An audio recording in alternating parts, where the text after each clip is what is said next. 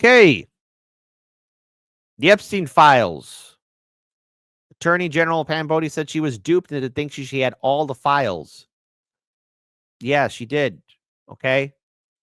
So, first of all, I want to play a video here, and then I have a follow-up article that took place on Monday. So let's bring up this video here where she talks about getting a truckload of Jeffrey Epstein files, just like Mitt Romney's binders and binders of women.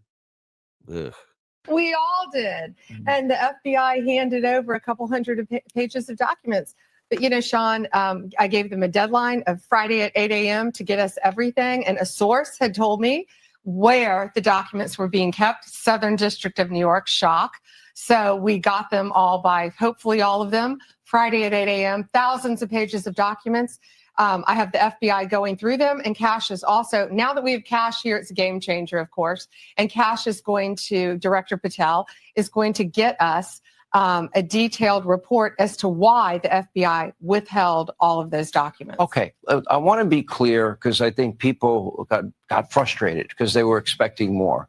You were expecting more, and you didn't find out less than 24 hours before the release. You got a whistleblower that confirmed that there were way more documents that they were supposed to turn over, and then you found out just before that. Well, sure. And you're looking at these documents going, these aren't all the Epstein files. You know, there were flight logs, there were names and victims' names. And we're going, where's the rest of the stuff? And that's what the FBI had turned over to us.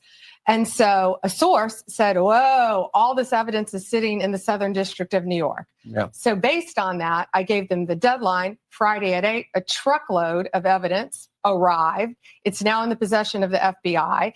Cash is going to get me and himself really a detailed report as to why all these documents and evidence had been withheld. And, you know, we're going to go through it as fast as we can, but go through it very cautiously to protect all the victims of Epstein, because there are a lot of victims. Well, you had identified in... Yes. Hold on real quick here. Because I want to pull this up here. Attorney General Pam Bondi was duped into thinking she had all the files related to investigations to disgraced financier and against a convicted trafficker, there we go, Jeffrey Epstein, she told Fox News host Mark Levine over the weekend while defending Thursday's widely mocked document dump, no pun intended. I kept saying there has to be more, there has to be more. I was sure that was it. Epstein, who hobnobbed with celebrities, royalty, and other powerful people, died by self-deletion in 2019, of course, while awaiting trial on, again, trafficking charges. Bondi said she found out from a whistleblower after releasing 100 pages of flight logs and Epstein's contact list that the U.S. District Court for the Southern District of New York is sitting on thousands of pages of documents that had not been handed over to her. She is now seeking additional information from the FBI. Bondi vowed that Americans will eventually see the full Epstein files. We will get everything, she told Levine.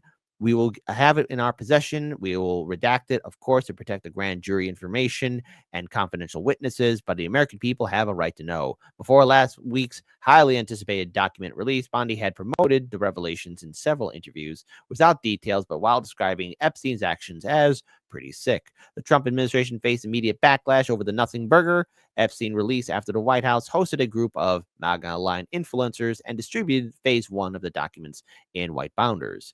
Representative Ann Paulina Luna, who chairs a bipartisan House panel reviewing declassified documents in high-profile cases for release, including the Epstein files, voiced her frustration on social media over Bondi's Thursday document dump.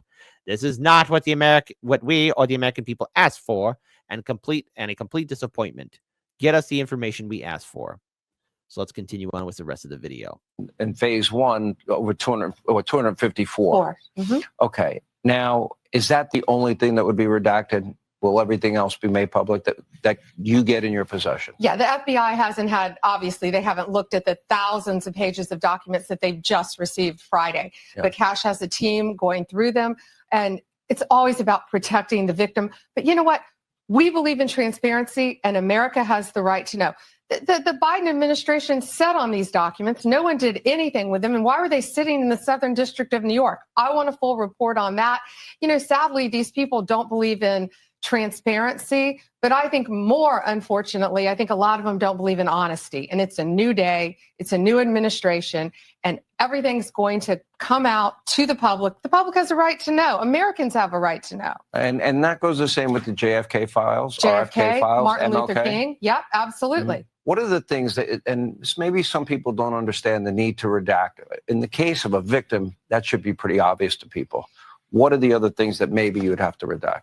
Well, national security? No, of course, national security, some grand jury information, which is always going to be confidential, but we'll see. Let's look through them as fast as we can, get it out to the American people, because the American people have a right to know, not only on that, but on Kennedy, on Martin Luther King, on all of these cases that the Biden administration has just sat on for all these years. So yeah, it's really, it's not sad. It's infuriating that these people thought that they could sit on this information, but they can't.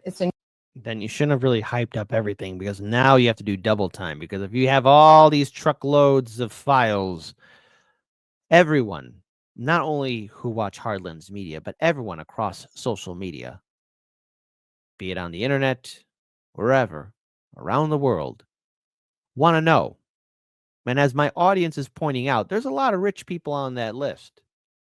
You know, if I was a high-profile person right now, I mean, I'd be a little worried. What's in that little black book? I mean, Epstein knew everybody, and I mean everybody. He was at all the parties, all the events. And you want to know what's really disturbing? Is that all these authoritative figures, these influential people, they knew. And if they really wanted to, and I mean if they really wanted to, they would have spoke out. They would have said something.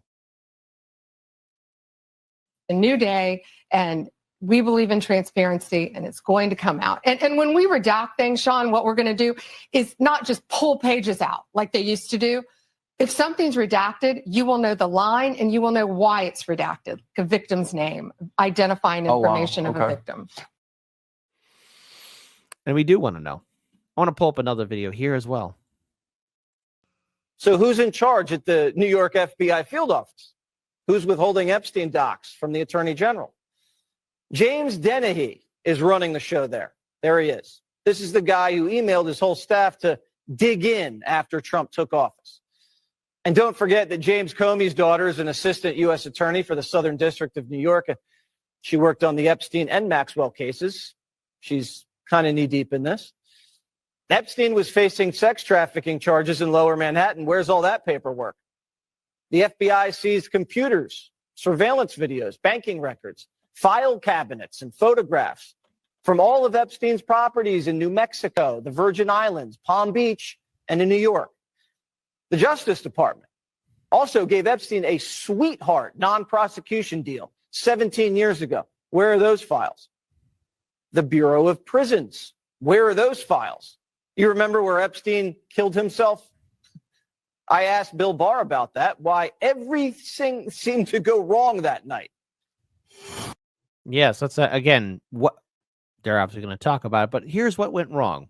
You had a maximum security facility, you know, a solid locked door, a camera on, you know, Jeffrey E., 2 security guards to make sure that nothing would happen to him or he wouldn't do anything to himself. And then, oh no, we're taking a nappy nap. Oh no, the power goes out. Oh no, I disappeared.